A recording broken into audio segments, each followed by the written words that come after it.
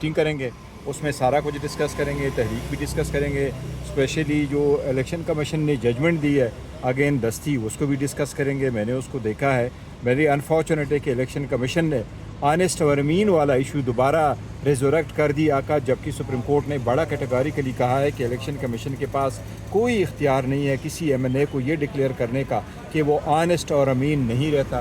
یہ میٹر سارے ختم ہو چکے تھے. الیکشن کمیشن نے اس میں یہ بھی لکھا ہے کہ یہ گڈ کیریکٹر والا نہیں ہے. بڑا انفارچونیٹلی میں نے جو فیک اور ڈول نیشنل کیسز تھے تو اس میں پہلی مرتبہ, یہ میں آپ کو بتاؤں, پہلی مرتبہ الیکشن کمیشن نے آرٹیکل 62(1)D کا استعمال کیا ہے.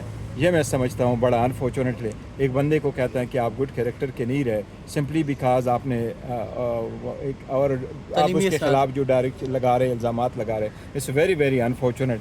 اور میں سمجھتا ہوں شاید کچھ ایسے ہے جو لوگ نہیں چاہتے کہ ملک میں جمہوریت پلے بڑھے اور ملک میں جمہوریت کا بول بالا ہو اور ہر بندے کو آزادی ہو اپنے جو ہے آزادی رائے کا اظہار کرے.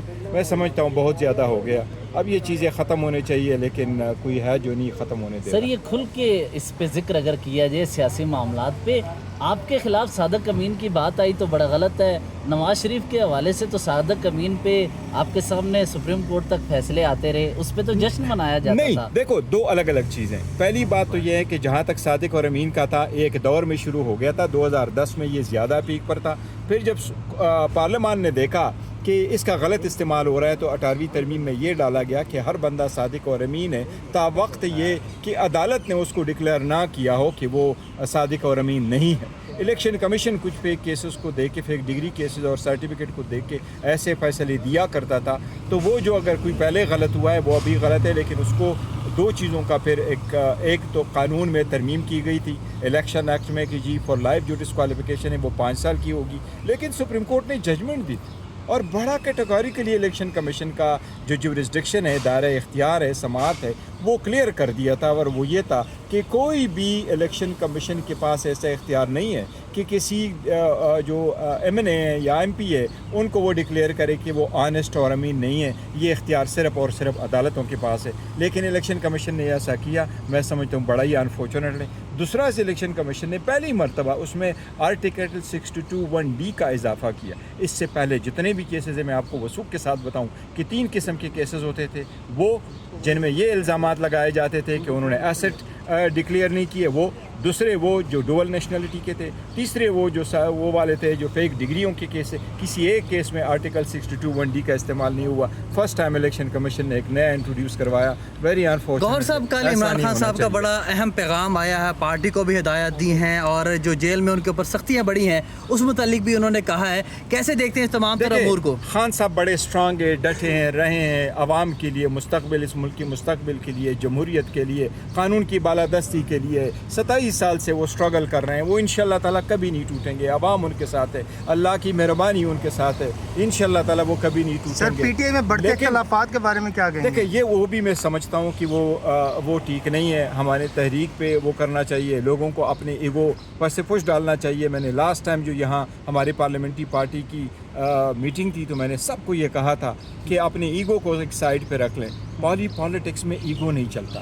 آپ ایگو کو سائڈ پہ نہیں رکھیں گے تو آپ حکومت اور اپوزیشن کے ساتھ کیسے ڈیل کریں گے؟ اگر آپ پارٹی کے ساتھ نہیں ڈیل کر سکتے, اگر پارٹی میں کسی نے رہنا ہے تو بڑا دل رکھنا ہوگا اور بڑا دل رکھنا چاہیے. سر ٹکٹ سے متعلق فیصلہ ہو گیا ہے, بس یہ بتا دیجیے. فائنل کر لیں گے, فائنل ہو گیا. یہ تو ہم ادروائز ڈسکس کریں گے, لیکن جو میرے علم میں لایا گیا ہے اور جو بھی احکامات آئی ہیں, خان صاحب کے جو احکامات ہوں گے اس پہ منوان عمل ہوگا. اس میں کوئی مفر نہیں ہوگا. بیرسٹر صاحب نے نام پہنچائے آپ کو؟ سر بیرسٹر صاحب نے نام پہنچائے؟ جی بیرسٹر صاحب نے مجھے نام پہنچائے اور اس کا ذکر ہوا ہے, سارا آیا ہوا ہے.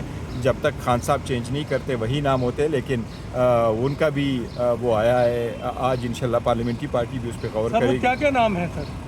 وہ نام سب لوگوں کے سامنے تو ڈسکلوز ہو چکے تھے, اس کا تو ایشو نہیں ہے کہ نام کون سے ہیں. البتہ یہ نام ہے, کوئی اور نام ہے, یہی مراد سعید صاحب, فیصل جاوید, مرزا افریدی. 6 نام دینا اور 11 سیٹیں ہیں.